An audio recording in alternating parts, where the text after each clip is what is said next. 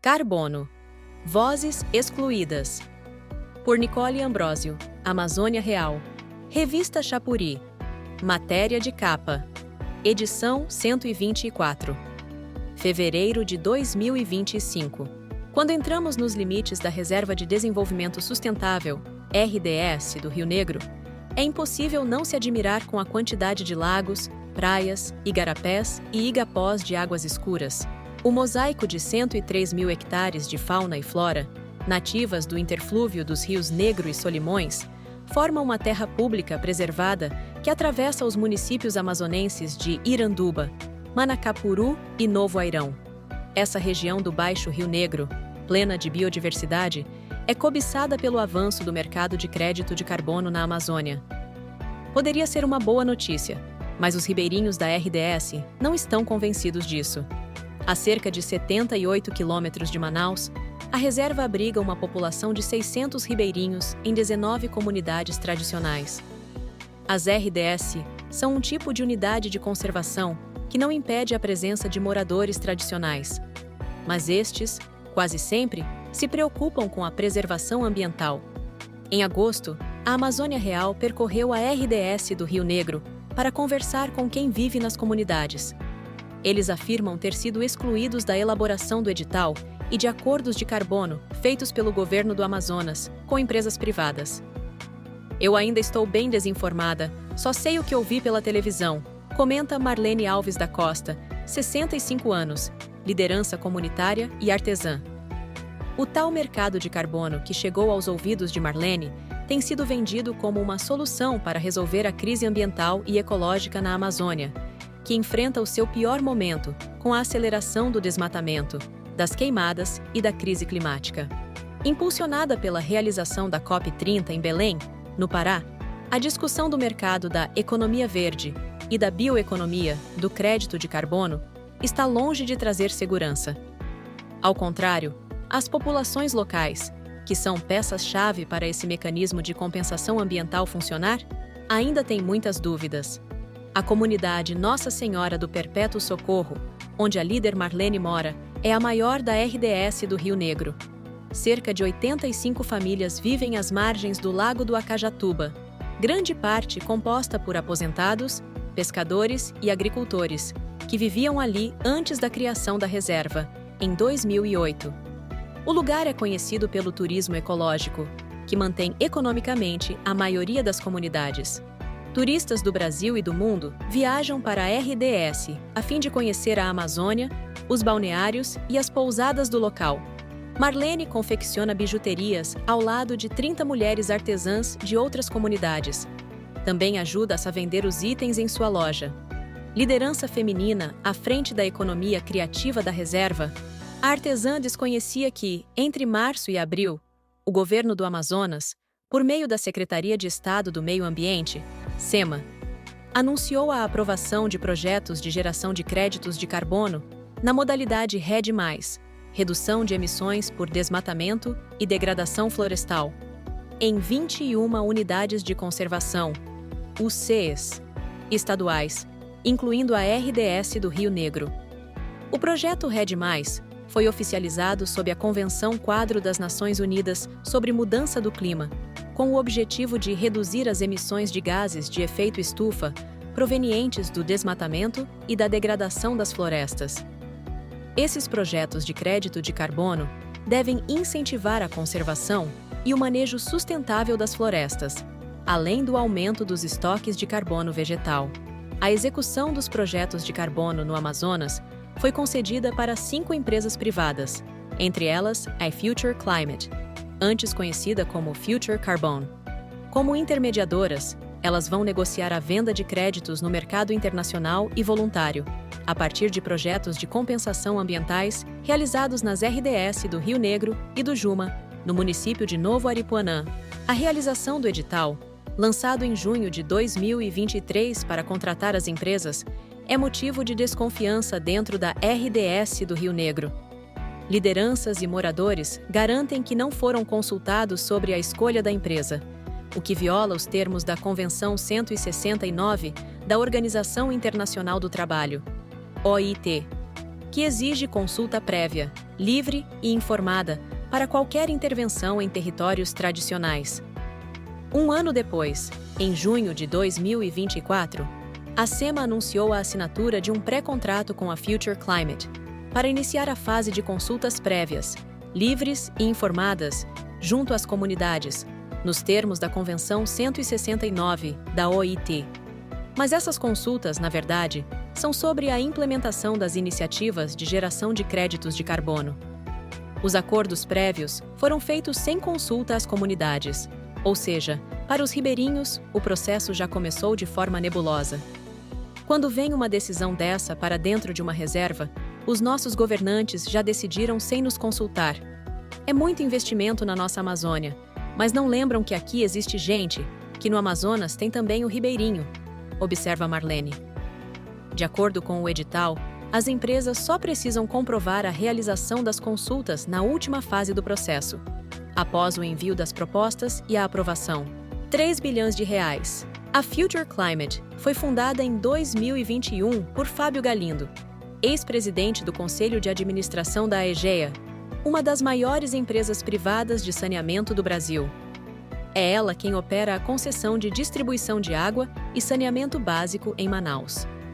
Outras 4 empresas de créditos de carbono concentram os projetos aprovados em unidades no Amazonas: EcoSecurities, Carbonext, Permian Brasil e BR Carbon. O mercado de crédito de carbono permite que grandes multinacionais poluidoras, como a Amazon, Microsoft, Shell, Meta e Latam, comprem e invistam em projetos para compensar suas emissões de gases de efeito estufa, GI. Elas continuam poluindo o ar, mas financiam iniciativas que mantêm o carbono na Terra. No atual sistema, essas empresas precisam comprar os créditos das empresas intermediadoras. De acordo com o governo do Amazonas, os projetos nas RDS do Rio Negro e do Juma podem gerar mais de 3 bilhões de reais em novos créditos de carbono. Metade desses recursos captados deverá ser investida nas unidades de conservação, com foco em atividades que incentivam cadeias produtivas, fortalecem as associações de base comunitárias e melhoram a infraestrutura.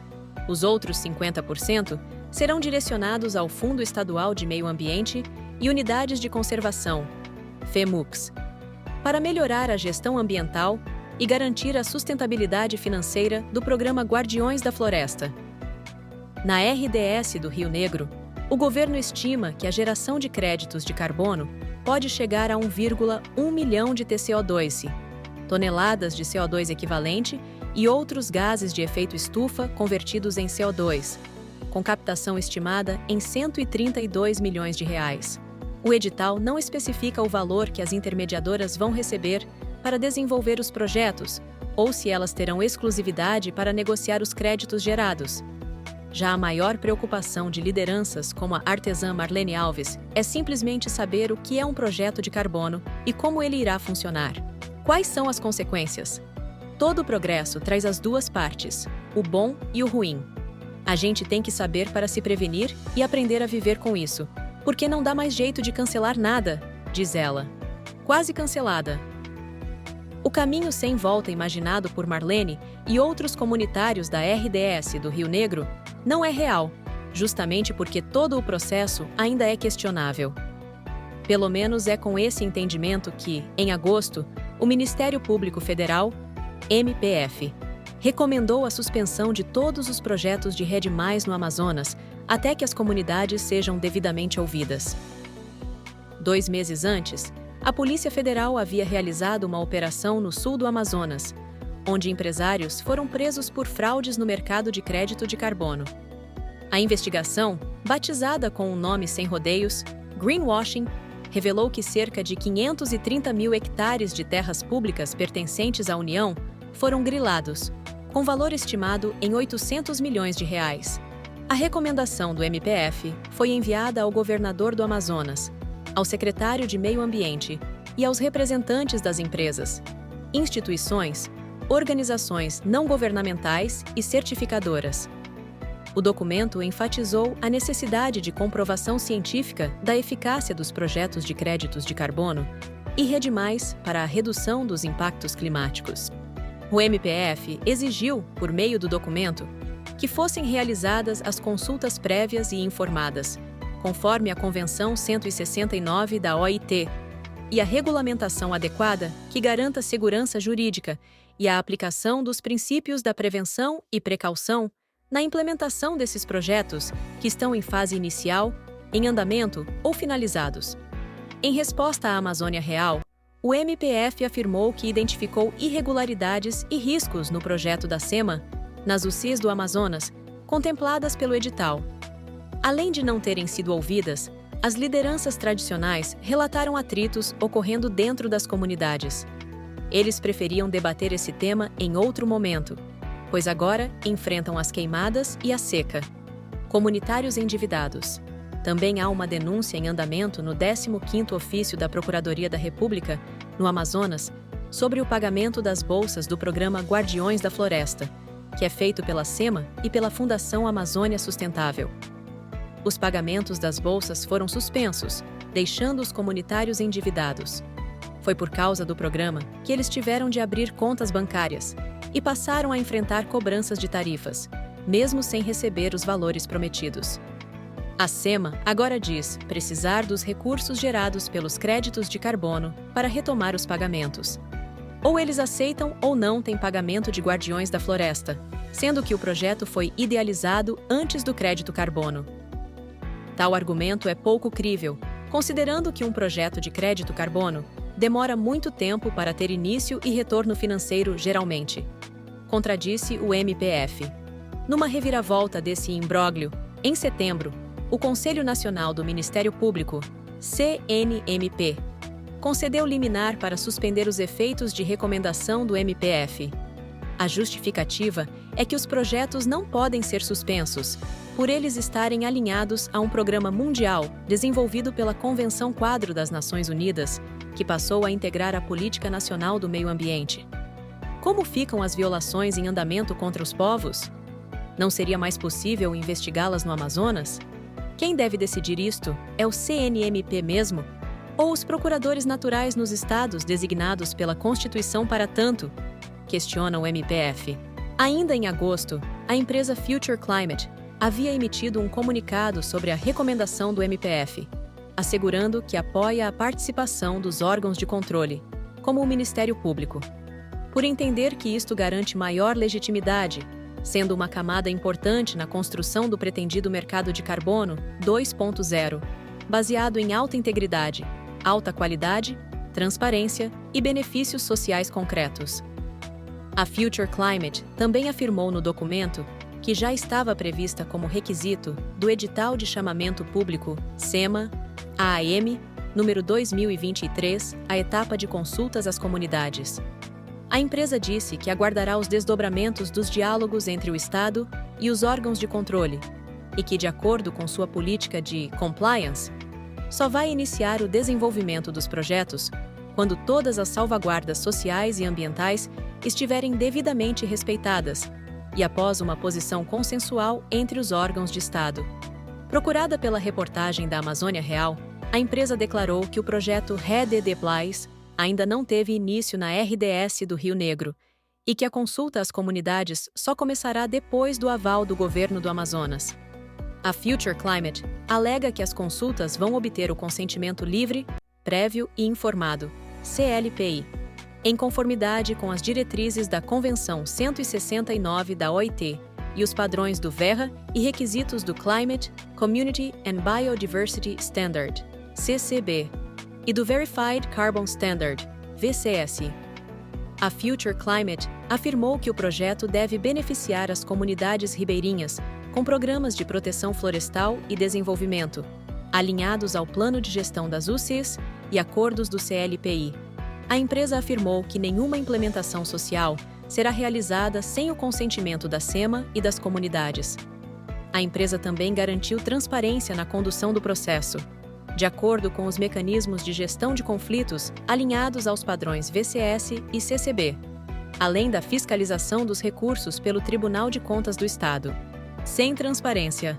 Viceli Costa, 35 anos, liderança comunitária e presidente da Associação das Comunidades Sustentáveis da RDS do Rio Negro, reforça que os moradores das 19 comunidades só foram chamados para participar da divulgação do resultado do edital do governo. Eles não souberam da assinatura do pré-acordo em junho.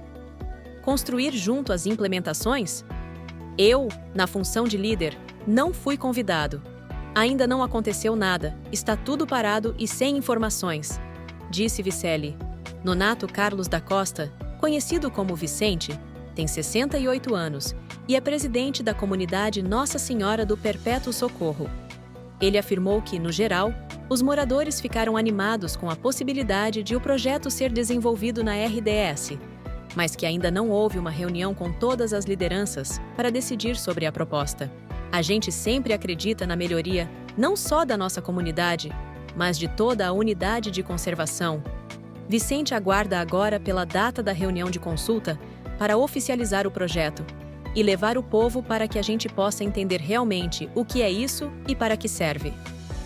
Na comunidade São Francisco do Bújaro, os moradores vivem de auxílios como o Bolsa Família, que paga R$ 684,27, e o programa Guardiões da Floresta, uma reestruturação do antigo Bolsa Floresta, que pagou por 14 anos aos moradores das unidades de conservação estaduais R$ 50 mensais. Na prática, as populações tradicionais que assumirem o compromisso formal do desmatamento ilegal zero e a participação em atividades que promovam a conservação serão recompensadas pelo serviço ambiental prestado. O valor do benefício do Guardiões da Floresta é de 12 parcelas de R$ 100 por família. O governo do Amazonas fez a liberação do lote final do primeiro pagamento do programa em setembro de 2023, retroativo a 12 meses. O governo de Wilson Lima afirma que 8.207 famílias foram beneficiadas com um total de R$ 9,8 milhões. Em 2024, 2.992 famílias receberam o pagamento, também referente a 12 meses, totalizando R$ 3,6 milhões. A iniciativa está inserida no Programa Amazonas 2030, para ser financiado a partir da venda de créditos de carbono. Melhoria das condições. Os comunitários de São Francisco do Bújaro trabalham com turismo, serraria de madeira e produtos de agricultura familiar. A presidente da comunidade, Juliane Silva de Oliveira, de 36 anos, afirma que o dinheiro do projeto de crédito de carbono poderia ajudar a construir um posto de saúde, melhorar a infraestrutura de saneamento básico e oferecer empregos aos jovens e às mulheres. Na seca de 2023, a comunidade, que fica mais no centro da RDS, sofreu com a falta de uma unidade de saúde. Quando está seco, a gente anda 2 horas e meia com uma criança desfalecendo. Não tinha como sair da sua casa para chegar até a cidade. Relembra a liderança. Oliveira reivindica que uma reunião deveria ter sido feita com todos os líderes das comunidades da RDS do Rio Negro para repassar os detalhes da implementação. Como que vai ser? Vai ter fiscalização para ver se estão realmente preservando a floresta? O dinheiro vai ser repassado de forma correta? Não tenho uma clareza, comentou. Na tranquila comunidade 15 de setembro, onde vivem 55 famílias, o turismo é a maior fonte de recursos. A alta temporada de visitação ocorre entre maio e agosto. Os moradores também vivem de plantações de subsistência, como a mandioca. A jovem liderança e ativista ambiental Iane Araújo, 25 anos, diz ter dúvidas sobre como os recursos gerados pelos créditos de carbono serão distribuídos e se vão mesmo beneficiar as populações locais. Será que esse crédito de carbono vai realmente ser investido de forma correta dentro da unidade e para a finalidade do que ele realmente é feito? Questiona. A percepção da comunidade de Iane é a de que o mercado do carbono vai alavancar as oportunidades de empreendedorismo. No entanto, a liderança, que nasceu na 15 de setembro, cobra que a empresa e o governo consultem as 19 comunidades da RDS do Rio Negro, porque temos uma população que precisa estar por dentro de todas as ações que vão ser feitas, do que vai ser investido, do que vai retirado, manifesta. Assédio aos povos indígenas. Os projetos de carbono viraram febre nas empresas, que correm para fechar acordos diretamente com os povos tradicionais, inclusive em aldeias indígenas, como as que ocorrem agora junto aos povos Axaninca e Munduruku. Em abril, diante do crescimento de casos de assédio a comunidades, a Fundação Nacional dos Povos Indígenas, FUNAI, publicou uma nota reforçando orientações para que lideranças indígenas não participem de negociações de crédito de carbono nos territórios. No ano passado, povos originários e comunidades tradicionais dos estados do Acre, Amazonas, Mato Grosso e Rondônia lançaram um manifesto onde repudiaram os modelos de economia verde como o Rede de Blais. Estes projetos, apresentados como verdes, são modelos de falsas soluções para a crise climática, que desrespeitam os direitos dos povos estabelecidos constitucionalmente e em convenções e declarações internacionais, tais como o direito de consulta livre, prévia e informada e a autodeterminação dos povos. Estas empresas e governos apresentam uma imagem irreal de como seriam implantados os projetos para enganar e assediar nossos povos e lideranças a aceitarem como única possibilidade de defesa da natureza, diz um trecho do manifesto. Sem regulamentação. O mercado de carbono foi criado em 1997 como um mecanismo que faz parte do Protocolo de Quioto, tratado internacional que estabeleceu a redução das emissões de gases de efeito estufa responsáveis pelo aquecimento global. Os créditos de carbono são as cotas de emissão desses gases, que podem ser compradas e vendidas por governos e empresas. Cada crédito representa uma tonelada de dióxido de carbono, CO2, que deixou de ser emitida. São duas as modalidades em que este mercado opera: o mercado regulado e o voluntário. O regulado é gerido pelos governos e busca cumprir metas de redução de emissões estabelecidas pelo país. Já o voluntário abrange empresas que compram créditos de carbono para compensar suas emissões ou revender os créditos para outras companhias privadas e países. No Brasil, o mercado de carbono ainda não é regulamentado. Em outubro de 2023, o Projeto de Lei 412, de 2022, para realizar a regulamentação, foi aprovado no Senado e seguiu para apreciação na Câmara dos Deputados. O modelo adotado pelo governo do Amazonas difere de outros projetos da Amazônia Legal. No Acre, optou-se pela criação de uma empresa pública de capital misto para a negociação de créditos de carbono, com a estruturação da CDSA, Companhia de Desenvolvimento de Serviços Ambientais. A Global Environmental foi contratada para tal oferta nos mercados nacional e internacional. No Tocantins, o governo fez um acordo com a Mercuria Energy Trading S.A., uma empresa suíça de energia, para a comercialização do crédito de carbono no mercado internacional. A ação, que faz parte do programa RED mais jurisdicional do Tocantins, estruturou uma SPE, Sociedade de Propósito Específico, entre a Companhia Imobiliária de Participações, Investimentos e Parcerias, Tocantins Parcerias, o Governo do Estado e a Mercúria. A Tocantins Carbono será responsável por conduzir os processos de certificação e tornar o Estado elegível para a geração de créditos de carbono. Em setembro de 2024, o Pará, sede da COP30 em 2025, divulgou a venda de créditos de carbono para a coalizão LEAF por $180 milhões. Preservação ameaçada. Cientistas alertam para o risco de as atividades do crédito de carbono intensificarem as outras ameaças que a RDS do Rio Negro enfrenta, como a especulação imobiliária, o desmatamento, a venda ilegal de terras e a exploração ilegal de madeira. Em 2020, uma operação conjunta de órgãos ambientais do Amazonas desarticulou um grupo criminoso que atuava em ações de desmatamento ilegal dentro da reserva. A pesquisadora Areta Guimarães, do Instituto Nacional de Pesquisas da Amazônia, INPA, trabalha há 2 anos na reserva e elabora estudos sobre os impactos das mudanças climáticas nas plantas tropicais, com particular interesse nas dinâmicas de carbono da floresta. Guimarães destaca que um dos riscos identificados nos projetos de crédito de carbono na RDS do Rio Negro pode ser a implementação de um plantio insuficiente em termos de biodiversidade. Na maioria das vezes, os projetos prevêem o plantio de 6 a 10 espécies de árvores, o que, em uma escala amazônica, é completamente insuficiente. Embora plantas nativas sejam utilizadas nesse processo, dificilmente conseguirão refletir a biodiversidade da região, que abriga de 400 a 60 mil espécies.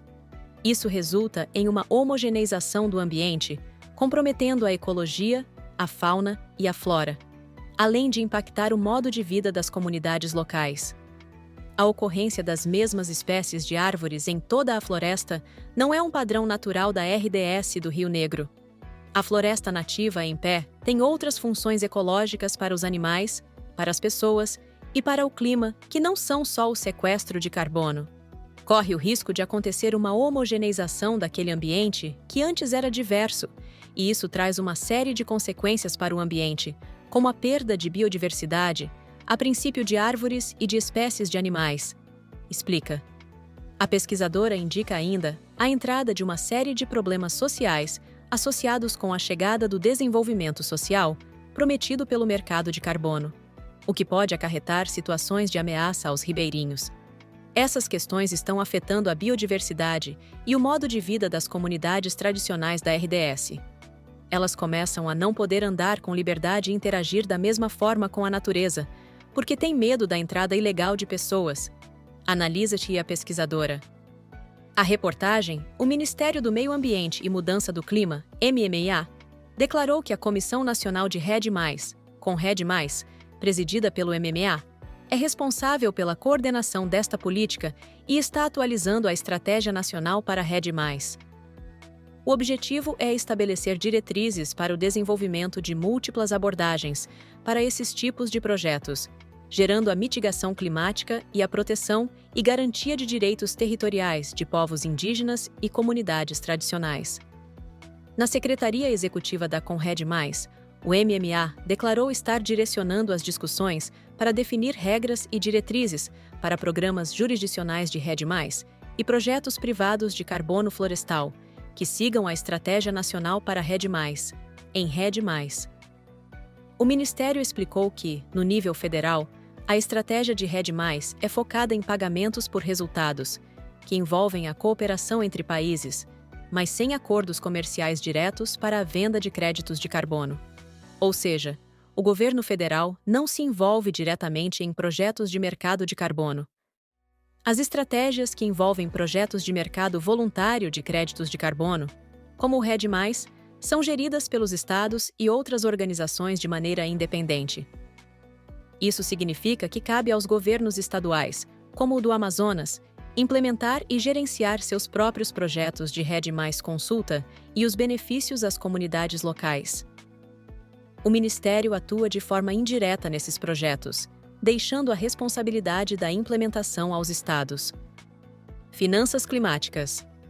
O governo do Amazonas defende o projeto como estratégia para a preservação e geração de recursos.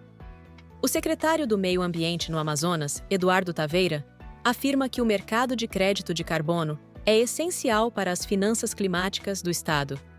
Em maio, o governador Wilson Lima apresentou os projetos à Verra, maior certificadora de créditos de carbono do mundo, em um encontro com representantes do Banco Mundial em Washington, Estados Unidos. O governo do Amazonas reafirma que não há projetos de REDD+, contratados ou em andamento em nenhuma unidade de conservação estadual, declarou a Secretaria de Estado do Meio Ambiente, SEMA. Em resposta à reportagem da Amazônia Real, o órgão informou que o processo de consentimento livre, prévio e informado, CLPI, será iniciado quando a seca amenizar e os rios voltarem a níveis que possibilitem o tráfego fluvial entre as comunidades. As primeiras reuniões junto às lideranças comunitárias estavam previstas para ocorrer a partir de novembro, na RDS do Rio Negro, com o objetivo de mobilizar os moradores para as consultas, previstas para iniciar em fevereiro de 2025. O órgão estadual reforçou que todos os moradores que usufruem da RDS do Rio Negro serão incluídos nas consultas públicas, nos termos da Convenção 169 da OIT, observando as peculiaridades e os requisitos normativos e culturais junto aos povos e comunidades tradicionais na área de abrangência.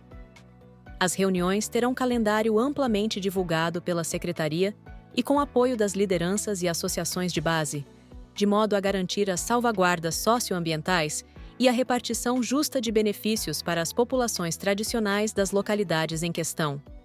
O contrato definitivo de implementação só será firmado após o 131º, com a aprovação e anuência das comunidades em plenária.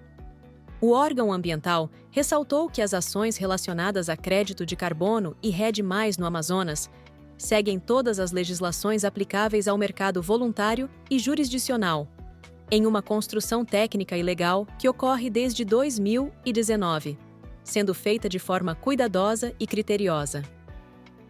As comunidades da RDS do Rio Negro, por sua vez, resistem. Para elas, a floresta não é uma mercadoria, e a preservação já faz parte de seu cotidiano. A degradação da floresta não apenas acabaria com a economia do turismo ecológico, mas também com a principal fonte de sobrevivência das comunidades ribeirinhas, que dependem do ecossistema da RDS. A morte da floresta é a morte da nossa vida. A gente vive dentro da floresta, e a floresta traz os benefícios para que a gente possa se autossustentar, afirma a jovem ativista ribeirinha Yane Araújo, em meio ao sentimento de incerteza e luta que permeia as margens do Rio Negro. Marlene Alves da Costa é esperançosa na nova geração e cobra pela formação dos jovens ribeirinhos da comunidade em cursos, para informar sobre os procedimentos do mercado de crédito de carbono. Hoje nós temos água, ar bom, mas e no futuro? Minha preocupação é que formem meus filhos e outros jovens, para eles adquirirem esse conhecimento e preservarem o futuro dessa reserva. Nicole Ambrósio, jornalista, formada pela Universidade Federal do Amazonas, UFAM, e fotógrafa independente residente na cidade de Manaus. Como repórter, escreve sobre violações de direitos humanos, conflitos no campo, povos indígenas, populações quilombolas, racismo ambiental, cultura, arte, direitos das mulheres, dos negros e da população LGBTQIAPN+. Matéria publicada no site da Amazônia Real em outubro de 2024.